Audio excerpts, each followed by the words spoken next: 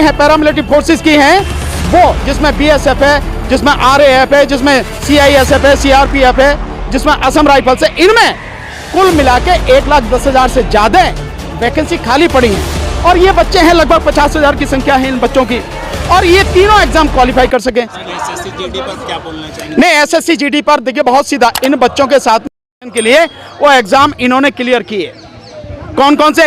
एक तो computer based exam होता है वो क्लियर किया, उसके बाद एक और एग्जाम होता है वो क्लियर किया, देन उसके बाद में मेडिकल के लिए भेजा गया, और ये सारे बच्चे मेडिकली फिट हैं। तो जब मेडिकली फिट हैं ये बच्चे, तो इनका सिलेक्शन क्यों नहीं हुआ? और वो भी उसी स्थिति में कि जब जो सीटें हैं खाली पड़ी हैं। आप देखें 2020 में, सितंबर 2020 में सरकार ने लोकसभा में ही जानकारी दी है कि जो इसकी हैं पैरामिलिट्री फोर्सेस की हैं, वो जिसमें बीएसएफ है, जिसमें आरएएफ है, जिसमें सीआईएसएफ है, सीआरपीएफ है, जिसमें असम राइफल्स है, इनमें कुल मिला के 1,10,000 से ज़्यादा वैकेंसी खाली पड़ी हैं। और ये बच्चे हैं, लगभग 50,000 की संख्या है इन बच्चों की, और ये तीनों एग्जाम क्वालिफाई कर सकें। तो आपने इनको सेलेक्ट क्यों नहीं किया? और है नहीं, हो गए, बहुत समय हो गया। देखिए 2018 में एग्जाम हुआ, मतलब आपने एडवर्टाइजमेंट निकाला, और 2021 में वो सारा जो प्रोसेस है वो आप कंप्लीट कर रहे हैं।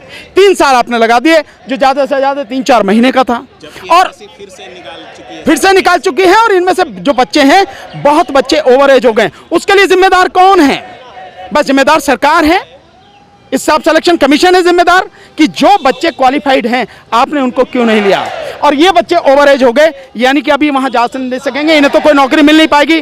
तो इनकी बर्बादी का जिम्मेदार कौन है? तो इनके साथ बहुत बड़ा अन्याय हुआ। सर, गुरुग्राम में एक बार फिर से कपिल मिश्रा के जहां वो मौजूद थे, वहां से गोली मारो वाला जो बीजेपी का नारा है वो फिर से गूंजा है। देखिए उनके पास इसके अलावा कोई काम नहीं है, ये सब उसी तरह के जो है सब लोग पाल रखे हैं, और वो यही सारी चीज़ें करते हैं और करते रहेंगे, क्योंकि चुनाव सर पे। आप ये देखिए कि सारी चीज़ें जो क्यों हो रही हैं, क्योंकि 5 राज्यों के चुनाव हैं, और उत्तर प्रदेश में इनका पूरी तरह सुपड़ा साफ होगा, उत्तराखंड में भी ये हाल होगा, और पंजाब में भी।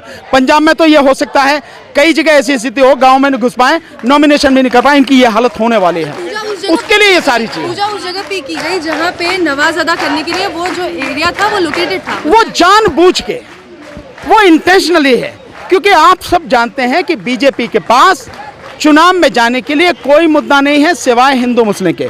लेकिन इस देश के लोग अब उनकी जो है चालें समझ चुके हैं।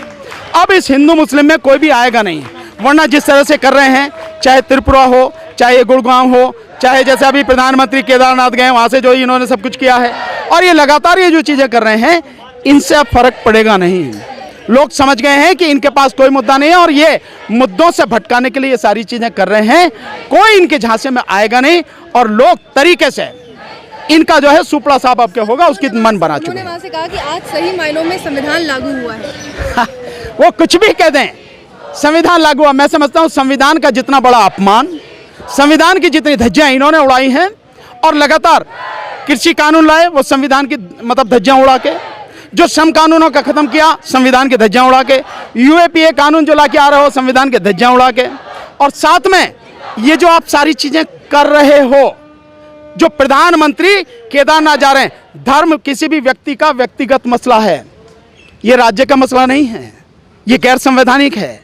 और संविधान की जो परिभाषा है उसी में बहुत स्पष्ट रूप से जो प्रस्तावना उसी में कहा गया है, हम भारत के लोग भारत को एक संपूर्ण प्रभुत्व संपन्न समाजवादी पंथ निरपेक्ष गणराज्य बनाने के लिए, इसी से साफ हो जाता पंथ निरपेक्ष मतलब राज्य का कोई धर्म नहीं है।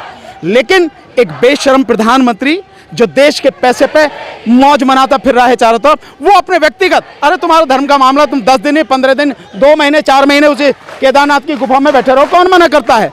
लेकिन आप वहां जाते हैं और उसका सीधा प्रसारण किया जाता है, सारे चैनल्स उसको दिखाते हैं।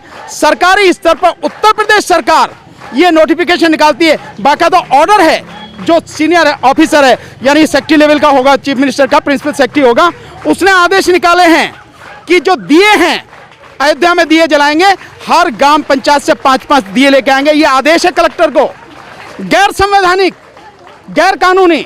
और इसके बाद ये आदेश है कि प्रधानमंत्री वहां होंगे केदारनाथ में, तो हर जिले में जिला कलेक्टर को आदेश है कि वो जितने भी शिवालय हैं यानी मंदिर हैं उनमें भजन मंडली को बुलाएंगे और साथ में बड़ी स्क्रीन लगा के प्रधानमंत्री का वहां से डायरेक्ट जो वो होगा उसको दिखाएंगे। ये सब गैर संवैधानिक। तो संविधान का जितना अपमान, संविधान की जितनी धज्जियां और संविधान को जिस तरह से तबाह बीजेपी ने किया उतना किसी ने नहीं किया है।